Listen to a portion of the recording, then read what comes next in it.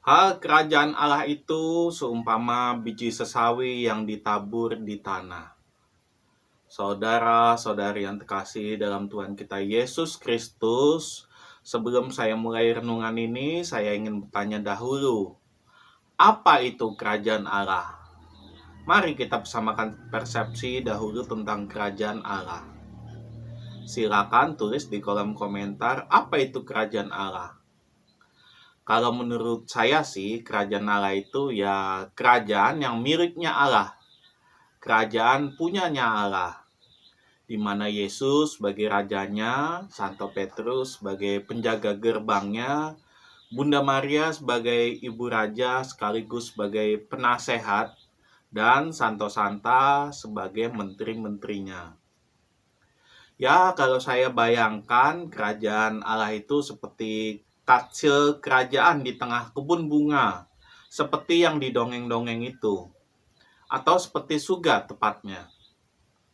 Dan kerajaan Allah itu memiliki kerajaan-kerajaan kecil di dunia ini, seperti kepausan, kuskupan, paroki, dan stasi. Dan kita adalah bagian dari kerajaan Allah di dunia ini. Sebelum akhirnya nanti kita berkumpul bersama di kerajaan Allah di surga. Tapi ini cuma bayangan saya saja loh. Mungkin ada yang bisa menjelaskan seperti apa kerajaan Allah itu. Sekarang pertanyaannya, kenapa Yesus mengumpamakan kerajaan Allah itu seperti biji sesawi? Sebelumnya ada nggak yang pernah melihat biji sesawi? Biji sesawi ini lain loh dari biji sawi. Sesawi dan sawi itu jelas berbeda. Bila ada yang belum pernah lihat, seperti inilah biji sesawi itu. Terlihat nggak? Enggak kan? Nah, seperti itulah biji sawi. Konon katanya biji sawi itu adalah biji yang terkecil di dunia. Tapi bila sudah menjadi pohon, tanaman sesawi itu menjadi salah satu pohon yang terbesar di dunia. Bahkan dikatakan sampai burung-burung bisa tinggal dan bersarang di pohonnya. Mungkin tidak ada kali ya di Indonesia ini pohon sesawi. Nah, balik lagi ke pertanyaan tadi. Kenapa Yesus mengumpamakan biji sawi itu seperti kerajaan Allah? Untuk tahu kerajaan Allah, kita perlu sedikit mundur ke Perjanjian Lama. Di kitab 2 Samuel bab 7. Ini tentang Raja Daud. Raja Daud baru saja menaklukkan kota Yerusalem dan menjadikan Yerusalem sebagai pusat kerajaannya. Raja Daud pun berencana untuk membangun rumah Tuhan, bait Allah. Tapi waktu dia mau membangun rumah Tuhan itu, sabda Tuhan datang kepada dia melalui seorang nabi yang bernama Nabi Nathan. Dan Tuhan Allah bernubuat melalui Nabi Nathan bahwa Daud tidak akan membangun rumah Tuhan, tapi Tuhanlah yang akan membangun rumahnya. Rumah di sini bukan berarti rumah bangunan ya, bukan juga rumah tangga, tapi keluarga Daud, sebuah dinasti, sebuah kerajaan besar. Dan Tuhan berjanji dalam nubuatnya itu bahwa salah satu keturunan Daud akan menjadi raja selama-lamanya dan kerajaannya akan berlangsung selama-lamanya. Nah, itu awal janji Tuhan kepada Daud. Tapi kita tahu apa yang terjadi selanjutnya kepada kerajaan Daud. Kerajaan Daud terbagi menjadi dua. Ini terjadi setelah raja-raja berikutnya, setelah Raja Salomo. Ada dua kerajaan. Yang satu kerajaan utara yang terdiri dari 10 suku Israel. Dan satu lagi kerajaan selatan yang terdiri dari 2 suku Israel. Mereka terlibat dalam berbagai peperangan, intrik, politik, segala macam, dan akhirnya mereka pun hancur. Kerajaan utara dihancurkan tahun 721 sebelum Masehi oleh kerajaan Asyur. Dan tidak lama lagi kerajaan selatan pun akhirnya hancur pada tahun 587 sebelum Masehi oleh kerajaan Babel. Dan banyak bangsa Israel, warga Israel diasingkan ke berbagai daerah. Dan orang bertanya-tanya, apakah benar Tuhan akan memenuhi nubuatnya bahwa akan ada kerajaan besar yang bertahta selama-lamanya? Orang mulai meragukan, jangan-jangan nubuat itu nggak benar. Tapi ini nubuat dari Tuhan sendiri, pasti benar lah. Pertanyaannya adalah kapan? Kapan Tuhan akan mendirikan kerajaannya? Makanya saat Yesus hadir dan dia menyatakan bahwa kerajaan Allah sudah dekat, kita sudah tahu konteksnya apa, bahwa Tuhan akan memenuhi nubuatnya kepada Raja Daud.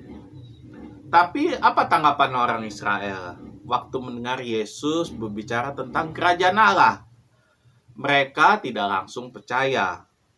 Mungkin ada yang percaya, ini mungkin benar kerajaan Tuhan yang dijanjikan Tuhan. Tapi mungkin ada juga yang bilang, nggak mungkin. Dia itu dari Nazaret, dia nggak mungkin menjadi raja.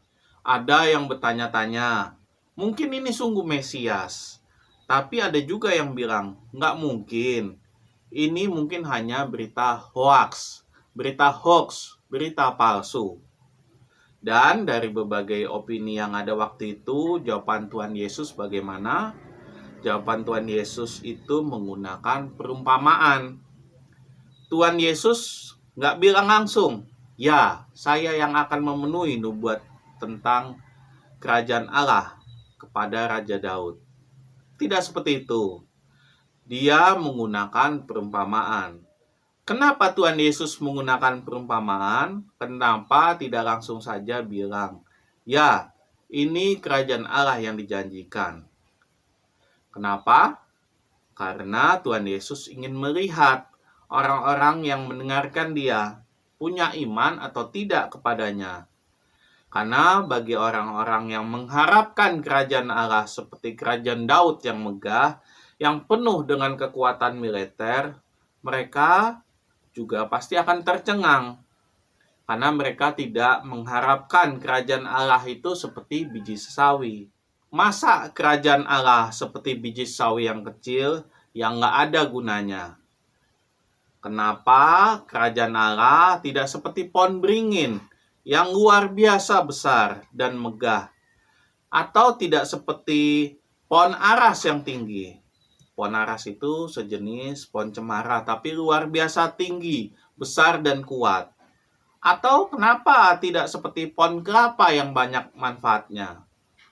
Jadi mereka kaget, kok kerajaan Allah seperti biji sawi ya? Kecil, pendek, gampang dicabut, nggak banyak gunanya. Kalaupun Yesus memilih sesawi, kenapa Yesus tidak langsung saja ngomong, kerajaan itu seperti pohon sesawi? Kenapa Yesus malah ngomong, kerajaan itu seperti biji sesawi? Tapi kalau kita perhatikan baik-baik, memang kerajaan Allah itu sesungguhnya seperti biji sawi. Awalnya sangat kecil, bijinya luar biasa kecil. Dan benar saja, Yesus memulai kerajaan Allah dengan Yesus sendiri dan 12 muridnya yang tidak sempurna. Manusia-manusia lemah.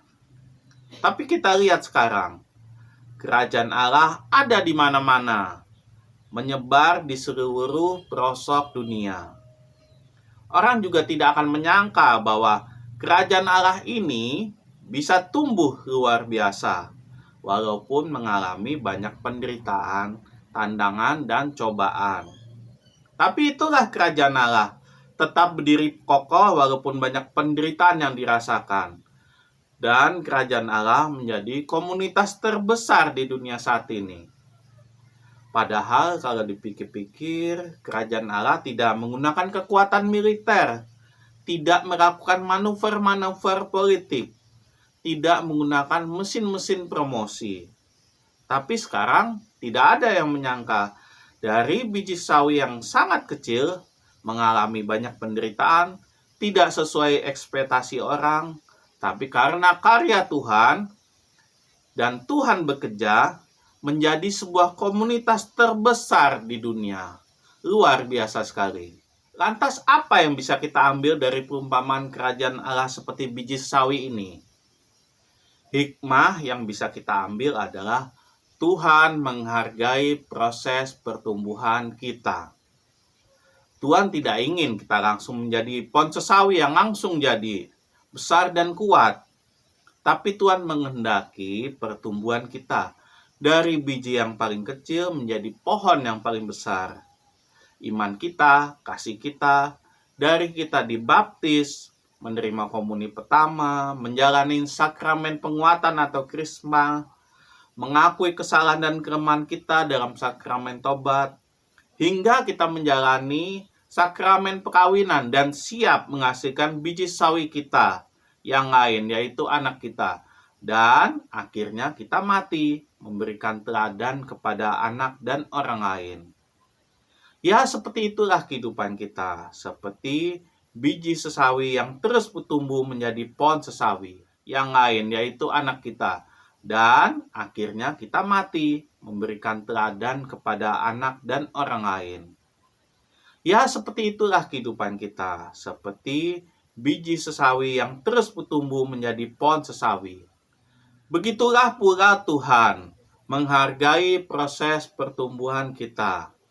Tuhan tidak menginginkan kita langsung menjadi pohon sesawi yang besar, tapi Tuhan menginginkan kita berproses dari biji sawi yang kecil menjadi pohon sesawi yang besar.